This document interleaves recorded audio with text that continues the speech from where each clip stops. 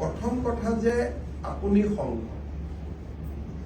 ঈদৰ দিনা আপুনি নামাজটো ক'ত পঢ়িব? গুৱাহাটীত পঢ়িব নে যোৰহাটত পঢ়িব? বিহুৰ দিনা আপুনি লতাশিলত যাব নে যোৰহাটত যাব? আমাৰ ভোটাৰ বিলাকে খুব সাধাৰণ কথা আছে। মই হিন্দু মুছলিম সেকুলাৰ কৈছো, আপোনাৰ নামাজ পঢ়িব মন, ক'ত শিকিছে ক'ত শিকা নাই এইটো আপোনাৰ কথা, কিন্তু নামাজটো আপুনি আমবাৰীত পঢ়িবনে যোৰহাটত গৈ পঢ়িব? বিহুত আপুনি লতাশিল বিহুখন বহুত পুৰণা বিহু, কিন্তু আপুনি এজন MP, এতিয়া আপোনালোকে চাব দিলীপ শইকীয়াকে চাওক বা প্ৰধান বৰুৱাকে চাওক, ব্যস্ততাৰ মাজতো নিজৰ সমষ্টিটো নেৰে, গধূলি গৈ সমষ্টিত পাই যায়, হয়নে দিলীপ? যিয়ে নাথাকক কিয় গৈ সমষ্টি পাই যায়। সমষ্টি মানুহক মৰম এটা লাগে।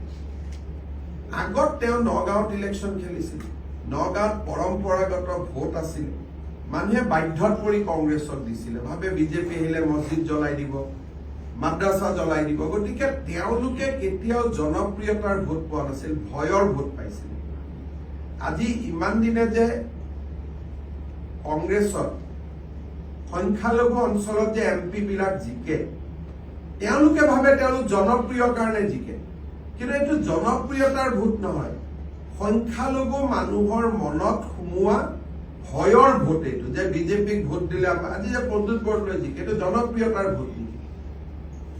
এটা জেগাত প্ৰদ্যুৎ বৰদলৈ যাওক, এটা জেগাত আমাৰ কোনোবা এজন MP যাওক, জনপ্ৰিয়তাটো আমাৰ বেছি, কিন্তু ভোটৰ সময়ত মানুহখিনিক ভয় খুৱাই দিয়া যে মছজিদ ভাঙিব, মাদ্ৰাছা ভাঙিব, গতিকে ভয়তহে প্ৰদ্যুৎ বৰদলৈ ভোট দিয়ে, ভয়তহে ৰকিবুল হুছেইনক ভোট দিয়ে, ভয়তহে গৌৰৱ গগৈক ভোট দিয়ে। যোৰহাটততো ভয় নাই, গতিকে যোৰহাটৰ মানুহে পাৰফৰ্মেন্স বিচাৰে। সংসদত তেওঁ মণিপুৰৰ কথা কয়, যোৰহাটৰ কথাটো নকয়। আল্টিমেটলি MP জনক কাৰ কথা ক'ব লাগিব?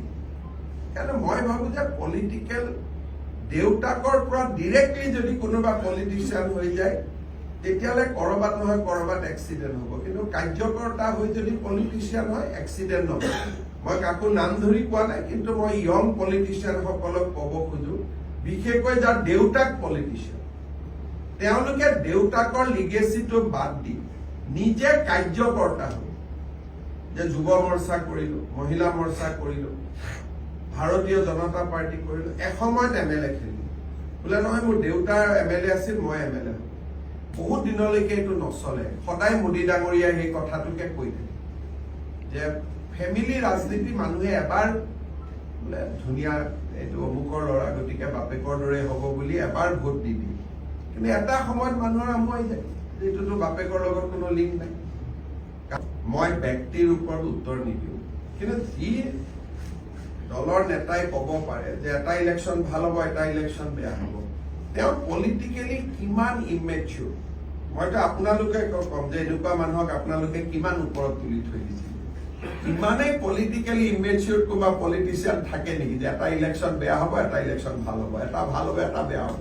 তাৰমানে তেওঁ কি বুজাইছে যে এটা ইলেকশ্যন ঠিকি মই কাম নকৰো, নকৰিলে পিছৰটো হাৰিম, পিছৰটোত বিজেপিয়ে কাম নকৰিব, গতিকে বিজেপি হাৰিব।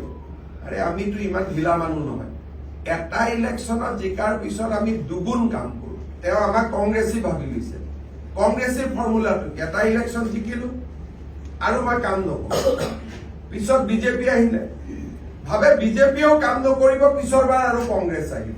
কিন্তু আমিতো তেনেকুৱা পাৰ্টি নহয়। মোদী ডাঙৰীয়াক দেখিছে যে কালি এড্ৰেছটো যা নেশ্যন কৰিলে, আজি ৰাতিপুৱাই এয়াৰবেছত গৈ উপস্থিত হলগৈ। গতিকে এইটো নৰেন্দ্ৰ মোদীৰ দল হয়। আমি 365 দিন 24 ঘণ্টা ৰাইজৰ কাৰণে কাম কৰিম।